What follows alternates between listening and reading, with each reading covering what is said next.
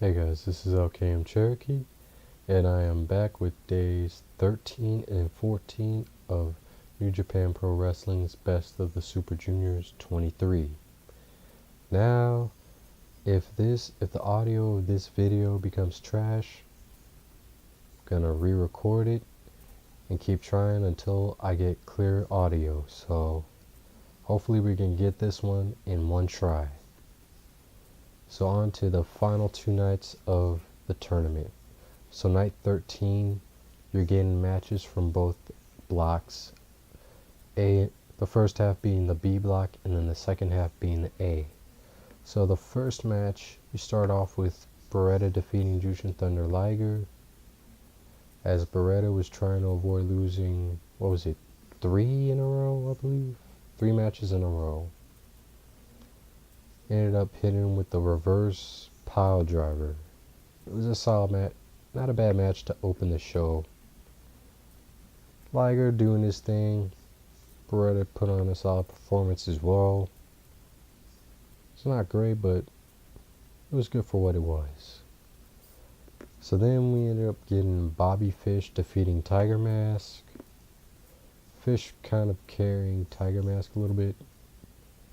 Tiger Mask was not trying at all, as usual.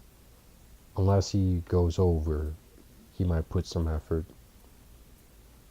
But Fish ended up with the knee bar, making him tap out, and they shook hands before and after the match to show respect to each other. So it was pretty much even with Beretta and Liger. Neither match was better. Then the match in the night picks up when they have Chase Owens defeating Ricochet. If Ricochet won this match, he was going to win the entire block, but he had Chase Owens playing spoiler, I guess. Could have been somebody else, but got Chase Owens. He's alright, I guess. Match wasn't bad. It actually ended up being the best match of the night so far up to this point. For anything. Yeah, Takahashi interfering, so where he had Owens ended up using these loaded brass knuckles to hit Ricochet. Then rolls him up for the 3 count. Match wasn't bad. Solid match. Then we get to Will Ospreay defeating Vladado Jr. That was a damn good match from these two. Hopefully Vladado Jr. comes back to New Japan more, because I'd like to see him in New Japan more often. Because I like to see him and Ospreay have a match where they get enough time. Like this was one of the best matches of the card, where it's the story of these guys trying to prove who's the better high flyer. Wasn't as good as Ospreay Ricochet, but it's definitely a really good match to check out though. So that's like the first half, and then the second half, you started off second half of the show with a 8-man tag. I think. Actually, no, 6-man tag. Tetsuya Naito, Evil, and Sanada defeating the Rainmaker, Kazuchika Okada, Haruki Goto, and Yoshihashi. Like, this is a really good 8-man tag. Why did I say 8-man? 6-man tag. Starting line, but this is a really good tag. Like, Chaos and Los Ingobernables de Japón, they'll always put on a good match when it's multi-man tag. Like, there hasn't been a match where I would walk away. I don't think there's been a match where I could say, okay, that match sucked. Like, these guys work well with each other. Let's see. I think this was the one where Evil hit the STO on Goto, I think. Not sure which match. I think this was the match. Yeah, this had to be the match. And you had the usual Chaos attacking Los Ingobernables de Japón before the bell rings, and then you had a post-match beatdown. The usual stuff between the two factions. Still entertaining, building up to Goto and Evil's rematch from, I believe it was, what was it? Invasion Attack or Wrestling Dontaku? I think it was Wrestling Dontaku. But it also builds up to Naito and Okada's rematch at Dominion. So next up, we're at the A block matches, where you have Rocky Romero defeating Kyle O'Reilly. Match was really good.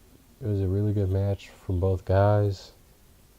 O'Reilly looked good. Romero. One thing that I didn't understand why Romero, like when O'Reilly kind of tweaked his knee. Actually, he didn't tweak his knee. When he went to kick Romero, and Romero was like leaning up against the ring post, and O'Reilly misses the kick and hits the ring post. I understand why Romero was working over the arm instead of the leg. That's something I really didn't understand. Like, your opponent just kicked the ring post. You should be working over his leg. Like, that was bad psychology there to me with Romero. But it was still it's still a good match there. Then you have Matt Sydal defeating David Finlay, which it pretty much gave Sydal a chance to win the A block. Oh, by the way, I forgot to mention that Will Ospreay beating Velato Jr. as well as Ricochet losing allowed Ospreay to win the B block. So that being said, all that happens left was Taguchi and Gedo, which that match sucked. Taguchi doing his stupid ass-based offense as usual. Really fucking annoying. Came out mocking. Actually, no. Yeah, he mocked Gedo. It was Taguchi beating Gedo, because Gedo was going to play spoiler, but Taguchi wins. Fuck Taguchi. Came out mocking Gedo. Gedo beat the shit out of him ringside, as usual, with the ring bell hammer, and then Taguchi just did his bullshit, and bam, he wins. And then the main event, Bushi defeating Kushida. If Kushida won, that would prevent Taguchi from winning the A block, but they gave it to Bushi. Nice to see Bushi get a win, but at the same time, it meant Taguchi would win the A block and go on to the finals.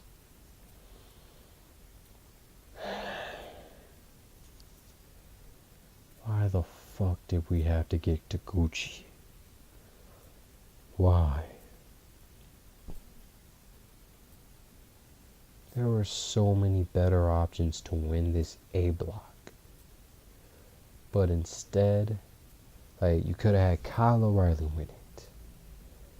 That would have been a great option. Bushi was a pretty good option. Hell, I'd have been okay with Kushida, even though it wouldn't make sense for him to win the tournament since he's already champ.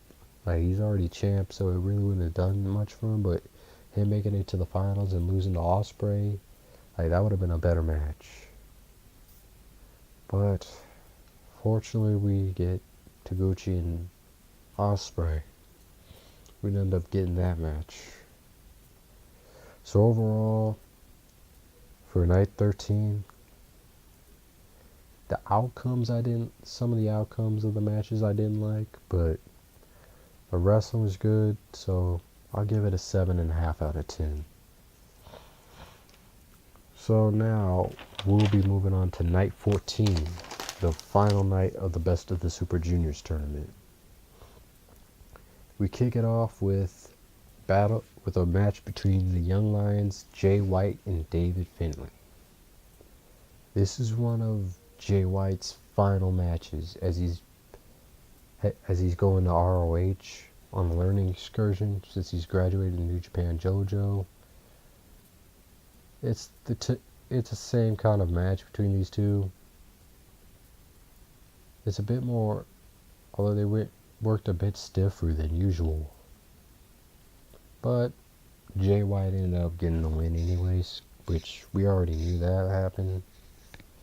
So it was a solid match to open up the show. Kind of get the crowd pumped a little bit. And we get to the worst match on the card. Chase Owens and Yujiro Takahashi defeating Yoshitatsu and Captain New Japan. Yeah, that match just happened. Owens, meh. Tatsu, okay. Captain New Japan, corny as fuck. Takahashi, trash. So yeah. Can we please fucking get rid of the Bullet Club Hunter gimmick? Like, that would have worked 2 years ago when the Bullet Club was like massively over in New Japan, but nobody in Japan cares about the Bullet Club. They care about Los Ingobernables de Japón. But moving on.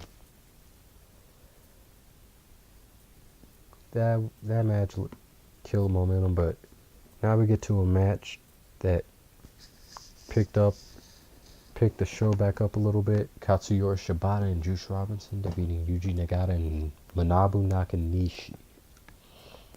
Solid match between these two. Once again, said it before, I'll say it again. Let's get a feud between Juice Robinson and Manabu Nakanishi, man. Like, they could put on some solid matches if you let Robinson and Nakanishi. Like, these two guys, Robinson, it's funny hearing him talk all that shit. It's like, come on, Nakanishi. He doesn't back down from Nakanishi, where Nakanishi kind of gets the better of him at times, and when he goes for that cross body on Nakanishi, and Nakanishi catches him, Robinson's like, oh shit, gets slammed down. But yeah, this match was used to build up the rematch at Dominion between Nagata and Shibata, as usual, to where you got that win and the usual brawling between these two. So this match helped pick up the momentum again. Then we get to 6-man tag. Hiroyoshi Tenzan and Red Dragon defeating Tomohiro Ishii and Roppongi Vice of Chaos. Good to see Red Dragon team back up again. Kind of been missing that since in this tournament they're in different blocks. It's good to see him tag again.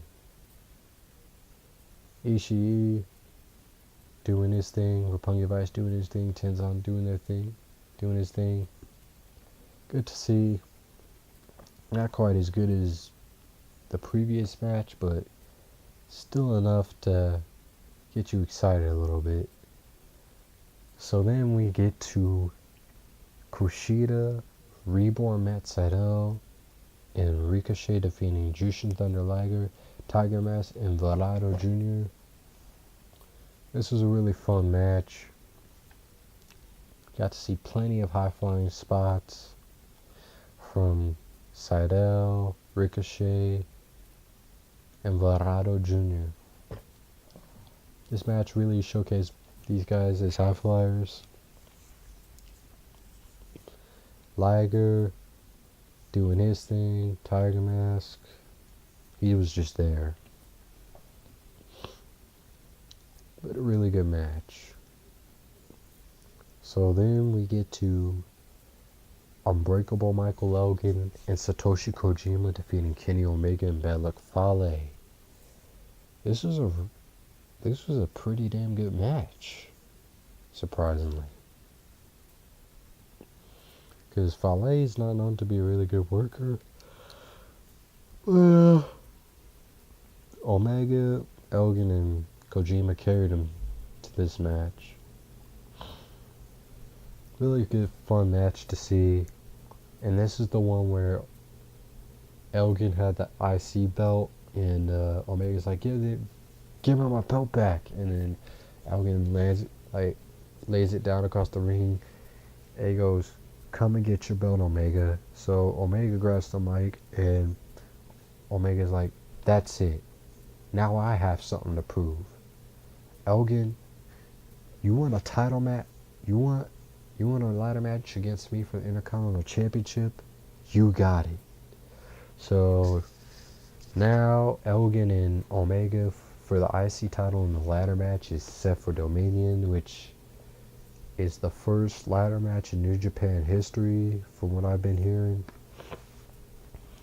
So that should be a really good match. Then you get Tetsuya Naito, Evil, Bushi, and Sanada defeating Kazuchika Okada, Hiroki Goto, Gedo, and Yoshihashi. Another damn good 8-man tag, multi-man tag match.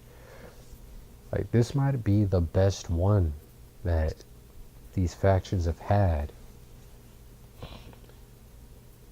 Where you had all these guys going back and forth. Sanada ended up picking up the win with his moonsault. It's good to see Sanada still use that moonsault as a finisher, though, because he's been using the Dragon Sleeper as a finisher, which isn't a bad finisher. It's nice, but I'd rather see the moonsault. I prefer the moonsault over the Dragon Sleeper personally. And then we get to Will Ospreay defeating Ryusuke Taguchi in the Best of the Super Junior finals.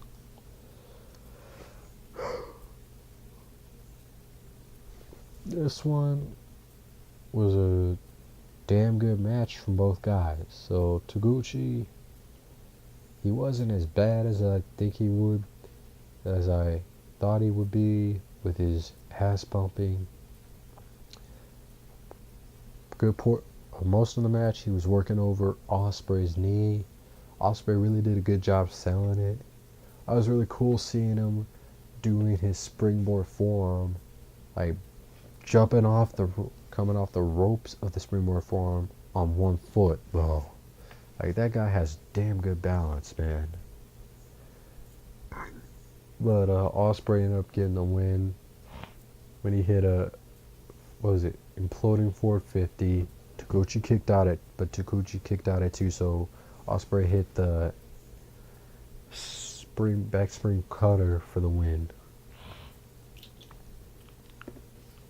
So Ospreay wins the tournament, and then Mike cuts a promo, and he calls Kushida to the ring, who was on commentary during this half. And he pretty much tells Kushida that, I still got business with you. Like, I respect you, but Okada brought me into chaos to take that IWGP Junior Heavyweight Championship. So I challenge you to a rematch. So Kushida, he accepts, and they shake hands, and Ospreay finishes his speech where he thanks everybody, like his friends and family in England, and everybody in the arena, and the people watching on New Japan World at home. And the show ends. That show, night 14, that's a 7 out of 10.